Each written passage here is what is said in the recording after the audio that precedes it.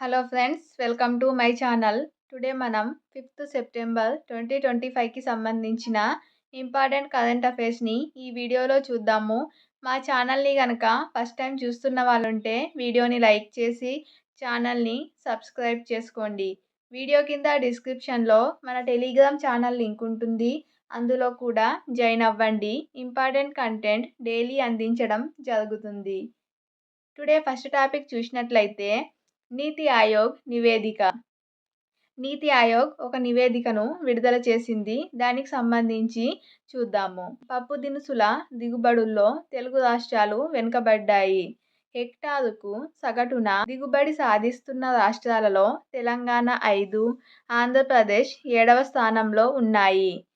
రాజస్థాన్, మధ్యప్రదేశ్, ఆంధ్రప్రదేశ్, గుజరాత్, కర్ణాటక రాష్ట్రాల్లో సర్వే చేసి రూపొందించిన నివేదికను నిన్న సెప్టెంబర్ 4న నీతి ఆయోగ్ సీఈఓ బీవీఆర్ సుబ్రహ్మణ్యం, అలాగే సభ్యుడు ప్రొఫెసర్ రమేష్ చంద్ విడుదల చేశారు.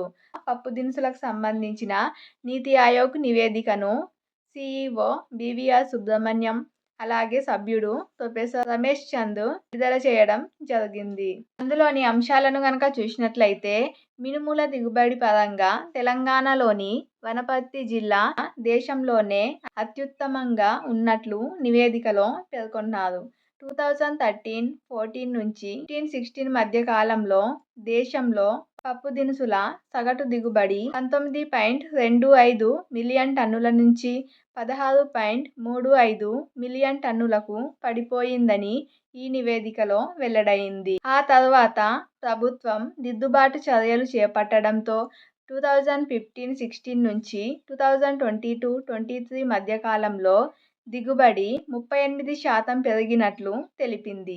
మొత్తం ఉత్పత్తి 26.06 మిలియన్ టన్నులకు చేరిందని, ఫలితంగా దిగుమతులపై ఆధారపడే పరిస్థితి 29 నుంచి 10.4% తగ్గినట్లు ఈ నివేదికలో వెల్లడైంది. సో నీతి ఆయోగ్ విడుదల చేసే నివేదికలు చాలా ఇంపార్టెంటు. కంపల్సరీ నీతి ఆయోగ్ సంబంధించిన నివేదికల నుంచి క్వశ్చన్స్ వస్తాయి. అలాగే నెక్స్ట్ టాపిక్ చూసినట్లయితే మోస్ట్ ఇన్నోవేటివ్ ప్రాక్టీస్ అవార్డు. ప్రముఖ సైబర్ సెక్యూరిటీ, సైబర్ క్రైమ్ పరిశోధన, డిజిటల్ ఇంటెలిజెన్స్ నిపుణుడు డాక్టర్ ప్రసాద్ పాటిబండ్లకు కేంద్ర ప్రభుత్వ పురస్కారం లభించింది. కృత్రిమ మేధలో, సైబర్ భద్రత, సైబర్ ఇంటెలిజెన్స్లలో ఆయన చేసిన పరిశోధనలకు మోస్ట్ ఇన్నోవేటివ్ ప్రాక్టీస్ విభాగంలో అవార్డు దక్కింది. ఢిల్లీలో నిన్న సెప్టెంబర్ 4న జరిగిన confederation of Indian industry (CII) global AI summit awards 2025 సదస్సులో ministry of electronics and information technology నేతృత్వంలోని India AI mission CEO Abhishek Singh ఈ పురస్కారాన్ని డాక్టర్ ప్రసాద్కు అందజేశారు. సో నిన్న జరిగిన confederation of Indian industry global AI summit awards 2025 సదస్సులో ఈ అవార్డును, మోస్ట్ ఇన్నోవేటివ్ ప్రాక్టీస్ అవార్డును ఇవ్వడం జరిగింది. ఎవరికి అంటే డాక్టర్ ప్రసాద్ పాటిబండ్లకు. అలాగే నెక్స్ట్ టాపిక్ చూసినట్లయితే సౌత్ ఇండియా వీకెండ్ పురస్కారం. మార్గదర్శి ఎండి శైలజా కిరణ్కు సౌత్ పవర్ లిస్ట్ 100లో చోటు దక్కింది. దక్షిణాది రాష్ట్రాల నుంచి వేర్వేరు రంగాల్లో రాణిస్తున్న ప్రభావశీల వ్యక్తులను ఈ పురస్కారానికి ఎంపిక చేయడం జరిగింది. అవుట్లుక్ ఇండియా మ్యాగజైన్ సహకారంతో సౌత్ పవర్ లిస్ట్ 100ను సైబా రూపొందించింది. దుబాయ్లో మొదలైన సౌత్ ఇండియా ఇంటర్నేషనల్ వీకెండ్ 2025 జాబితాను విడుదల చేశారు. ఈ సందర్భంగా ఏర్పాటు చేసిన కార్యక్రమంలో తెలంగాణ ఐటీ శాఖ మంత్రి శ్రీధర్ బాబు చేతుల మీదుగా శైలజా కిరణ్ ఈ పురస్కారాన్ని స్వీకరించడం జరిగింది. అలాగే నెక్స్ట్ టాపిక్ చూసినట్లయితే సింగరేణికి 4 5-స్టార్ రేటింగ్ అవార్డులు. గత ఆర్థిక సంవత్సరానికి సింగరేణిలోని 4 గనులకు జాతీయ స్థాయిలో 5-స్టార్ అవార్డులు లభించాయి.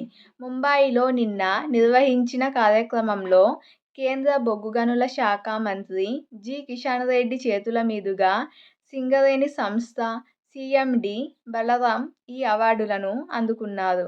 కేంద్ర బొగ్గు గనుల మంత్రిత్వ శాఖ ప్రతి ఏటా అత్యుత్తమ గనుల పనితీరు, రక్షణ చర్యలు, నిర్వహణ సౌకర్యాలు, పర్యావరణ హిత చర్యలు ఇలా తదితర 84 అంశాలపై స్టార్ రేటింగ్లను ఇస్తుంది. అందుకు గాను తెలంగాణకు సంబంధించిన 4 బొగ్గు గనులకు, సింగరేణిలోని 4 గనులకు జాతీయ స్థాయిలో 5 స్టార్ అవార్డులు లభించాయి. అలాగే నెక్స్ట్ టాపిక్ చూసినట్లయితే నాసా కీలక పదవిలో భారత సంతతి వ్యక్తి.